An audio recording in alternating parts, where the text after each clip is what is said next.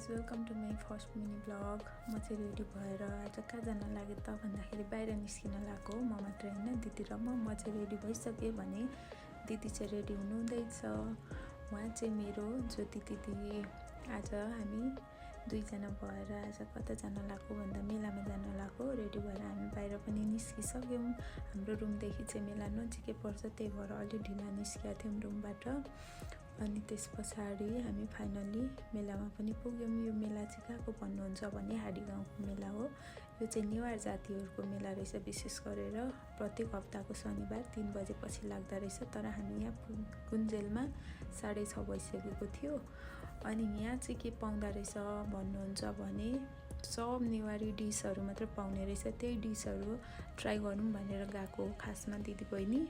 तर के भयो त गाइज भन्नुहुन्छ भने यहाँ सब बफ आइटम मात्र पाउने रहेछ क्या। म चाहिँ बफ खाँदिनँ, मैले नखाएको भएर दिदीले पनि खानु भएन। त्यही भएर अन्तिममा चाहिँ जुजु दाउ लिनुभयो दिदीले। त्यो चाहिँ मलाई मनै नपर्ने भएकोले मैले चाहिँ त्यो पनि खाइनँ। र त्यहाँबाट हामी फर्क्यौँ। फर्केर हामी कहाँ गयौँ त भन्दाखेरि सब्जी मन्डी गयौँ। सब्जी मन्डीबाट केही सामानहरू लिनुपर्ने थियो, त्यही भएर गएको हामी। दिदी अघि म पछि भिडियो गर्दै हिँडिरहेको थिएँ। त्यहाँबाट हामीले गाजर, स्याउ, अनार अनि कागती, काँक्रा लिवरी हामी त्यहाँबाट फर्किँदा झमक्कै रात परिसकेको थियो। दिदी र म गफ गर्दै फर्क्यौँ। Thanks for watching.